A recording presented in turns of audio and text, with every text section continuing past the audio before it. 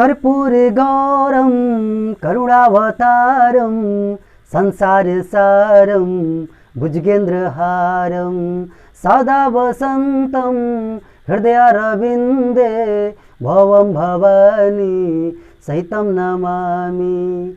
हर हर शंभो शंभो शंभो शिव महादेव, हर हर शंभो शंभो शिव महादेव।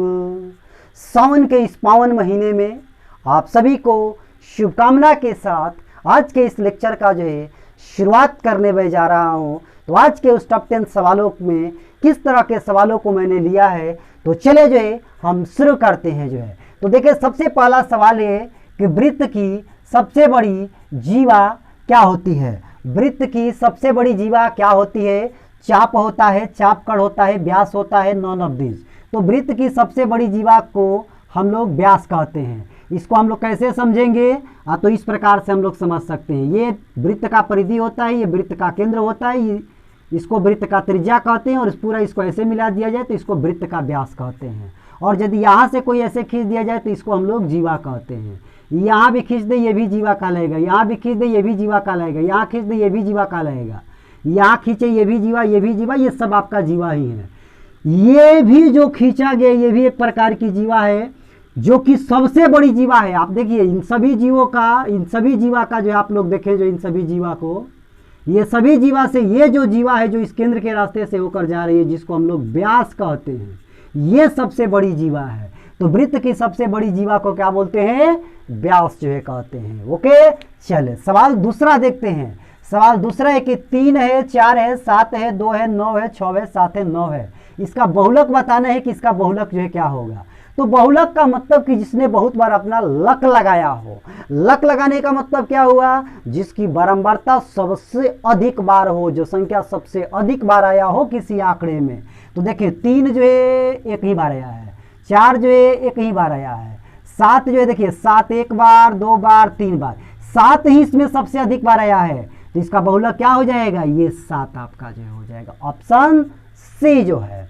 चले अब सवाल नंबर 3 की बात करते हैं। और सवाल नंबर 3 है कि 13 और 19 के बीच समानांतर माध्य क्या है?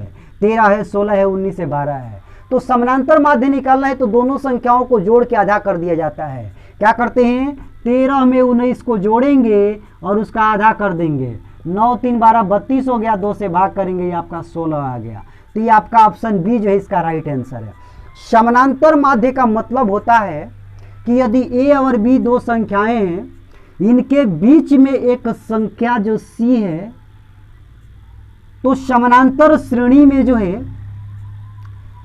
किसी पद और उसके पिछले पद का अंतर सभी जगह बराबर होता है। तो ये सी में से ए को घटाएंगे तो सी माइनस में ए लिखेंगे, और बी में से सी को घटाएंगे तो बी माइनस में सी लिखेंगे। ये सी जो है सी के तरफ आएगा, सी प्लस सी होगा। ए जो है बी के तरफ जाएगा तो बी प्लस ए होगा। तो सी सी 2c हो गया, और इसको बी प्लस ए को ए प्लस बी लिख सकते हैं। तो सी बराबर जो है ए प्लस बी बटा में 2 आ गया। अर्थात ये अगल बगल का जो संख्या इनके जोड़ को आधा कर दिया जाए तो ये बीच वाला जो सी है ये मिल जाएगा। तो इसी प्रकार से 13 और 19 के बीच समानांतर माध्य निकालना है तो 13 और 19 को जोड़ के आधा कर देना है, समानांतर माध्य जो है चला आएगा। चले सवाल नंबर 4 की जो है बात करते हैं। सवाल नंबर देखिए 4 क्या कह रहा है? कह रहे कि यदि द्विघात समीकरण x² minus P x plus 4 बराबर 0 के मूल बराबर है तो बताइए p का मान क्या होगा? +-3 +-4 +-5 एंड +-2। तो देखिए जरा सा जो है, यदि कोई भी दिया गया द्विघात समीकरण है और उसके मूल के बारे में बोल रहे हैं कि मूल बराबर है या भिन्न भिन्न है या उसका मूल जो है काल्पनिक है, तो उसका कंडीशन होता है। क्या कंडीशन होता है? यदि b² माइनस 4ac का मान 0 से बड़ा आता है। 0 से बड़ा का मतलब यह कि जैसे 5 आ गया, 6 आ गया, 8 आ गया, +3 बटा में 2 आ गया, 7 बटा में 6 आ गया, मतलब कि प्लस की कोई संख्या आती है, प्लस की कोई संख्या आती है। तो उस स्थिति में जो b² माइनस 4ac प्लस की संख्या जो आ रहा है, तो कहेंगे कि जो मूल होगा वह वास्तविक होगा और भिन्न भिन्न होगा। दोनों मूल अलग अलग मिलेंगे, दोनों मूल कैसा होगा? अलग अलग होगा जो है। और यही यदि b² माइनस 4ac 0 के बराबर हो जाए, बी स्क्वायर माइनस 4ac का जो मान है वो यदि 0 आ जाता है तो कहेंगे कि दोनों के दोनों जो मूल हैं वो समान होंगे और वास्तविक होंगे, जो है क्या होंगे, वो वास्तविक होंगे।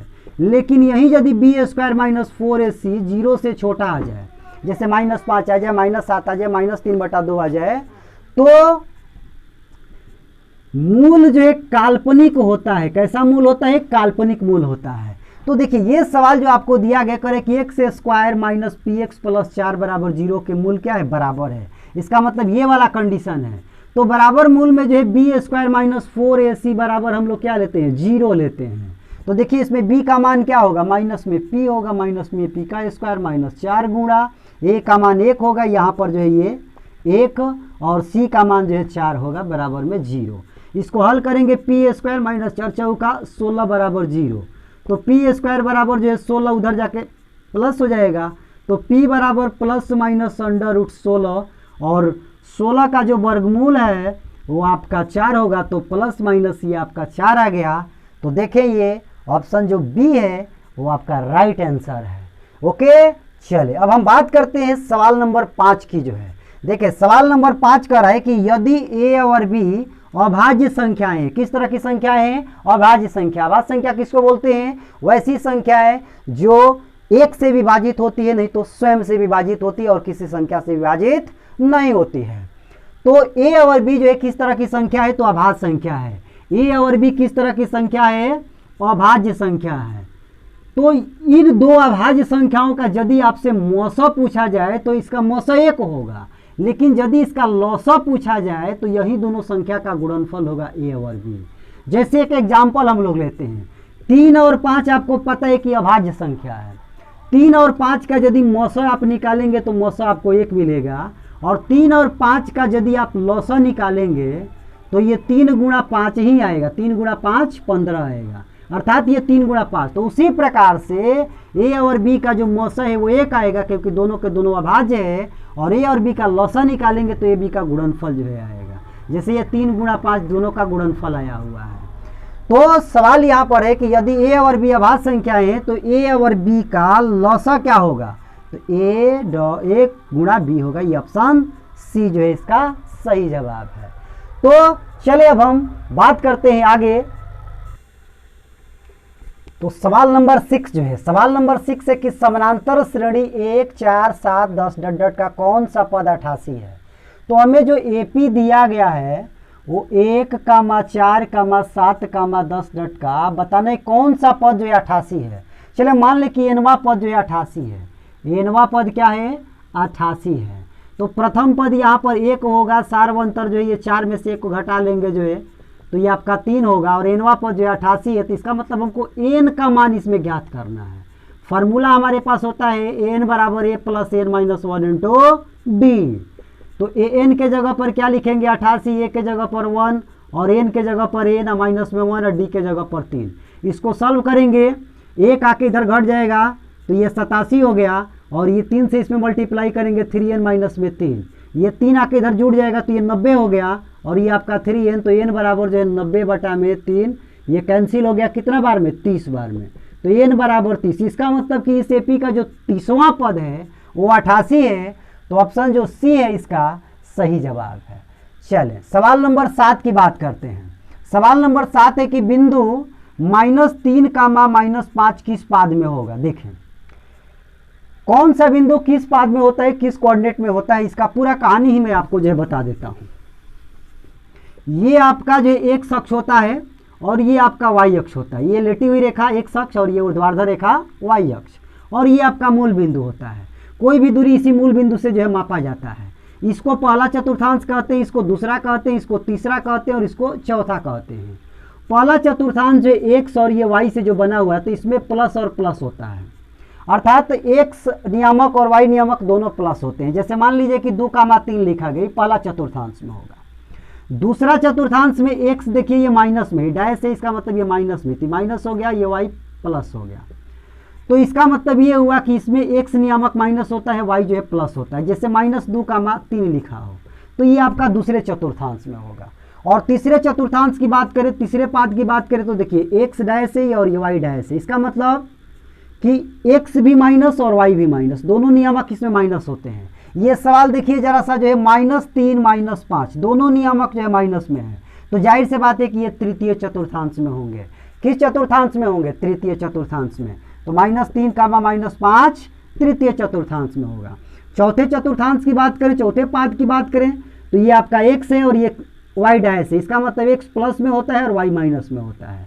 जैसे 2 -3 लिखा हो, तो ये आपका जो चौथे चतुर्थांश में होता है। तो ये पूरा जो है चतुर्थांश का खेल होता है। इतनी सारी बातें आपको बस जानकारी होना चाहिए। तो किसी भी बिंदु का आप जो है पाद निकाल सकते हैं, उसका चतुर्थांश जो है निकाल सकते हैं। अब देखिए थोड़ा सा इसमें एक और बात ध्यान देने है कि मान लिया जाए कि कोई बिंदु जो एक अक्ष पर है, तो एक अक्ष पे कोई भी बिंदु होगा तो उसका y का मान जो है 0 होगा।